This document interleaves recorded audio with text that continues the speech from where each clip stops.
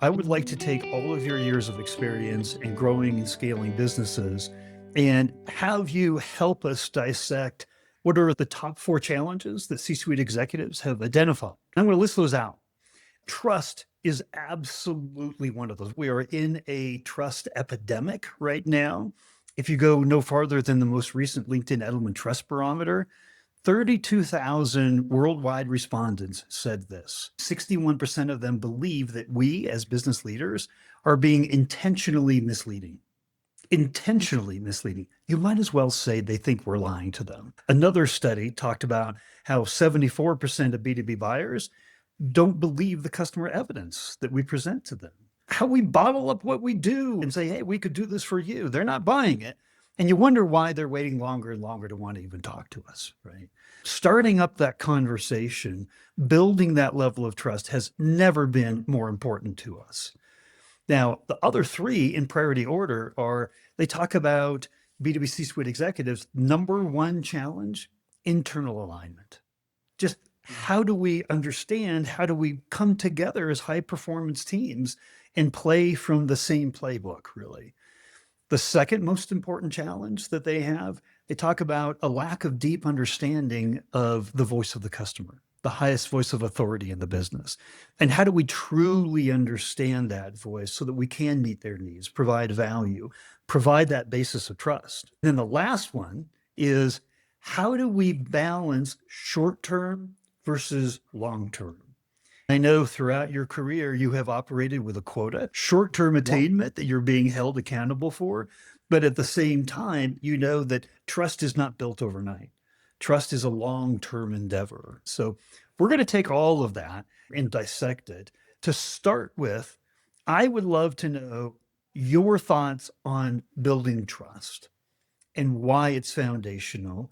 And how do you train your teams to help do that? Trust, I am saying, it's one of my core 5 principles that trust is your greatest currency. If you're going to depend on it, you need to contribute to that, if you will. Put money in the bank before you start withdrawing money from the bank is an analogy that has been used. You do that by, and again, we'll do this in the context of a customer. We can also do that in the context of the internal dynamics between teams who have to work together to drive growth. But coming back to the customer focus, you build trust by really doing your homework, really understanding that company's business, their challenges, their priorities, their failures even. What is the mindset of the person that you're talking to and you're wanting to build trust in? And build that. I often say it's the first 5 minutes of a meeting with a customer, they really want you to connect, right? There has to be value in that first 5 minutes. And that value is done not by doing a cursory view in Google or getting a ChatGPT agent to say, tell me everything about ABC Co.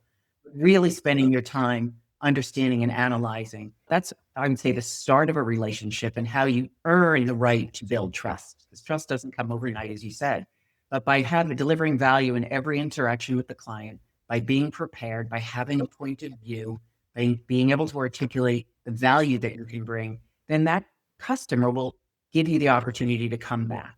I was reflecting, I interviewed somebody this week and they said, my job in every interaction is to earn the right to get the next meeting and to get the next meeting and the next meeting. And by doing that, you are building knowledge and insight about the customer. But if they're taking the next meeting, they're trusting that you will bring value in that.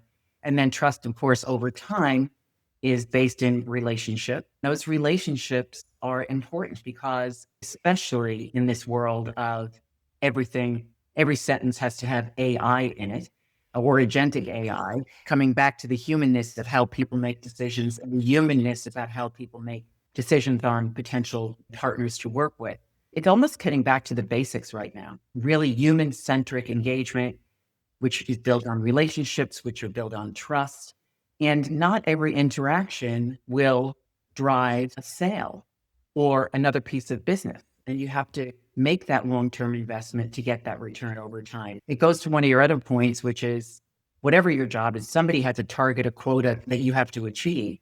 You have to build a portfolio of relationships built on trust and a portfolio of companies so that you're not breaking that trust or damaging that relationship by going for a near-term piece of business when it's not necessarily either well thought through or not the right timing for that customer or not really in line with their strategic agenda. You can't push for that. We all nudge along in a sales cycle, but you can't try to prematurely close a piece of business that the buyer is not ready for, because if they really believe that you know them, then they're going to say, I'm not ready to make that decision, or this isn't the right time for my company. And if you break that trust, you won't be there for the next consideration. It's pretty sophisticated engagement, human relationship management, professional relationship management. And then internally, in order to be able to deliver that value, let's assume you get that client to the point where they want to increase their relationship and their business with you. You better make darn sure that inside of the company that you are the service provider for, that the company is aligned to deliver what was sold. And I often have seen situations where a great seller has convinced the customer that we've got the best solution for you. They've contracted for the business and they have not gotten alignment internally in terms of delivering that solution and that value to the client. And then all of a sudden, post-contract, when the celebrations have finished and it all starts falling apart. And they're like, well, I trusted you when you said your company could do this.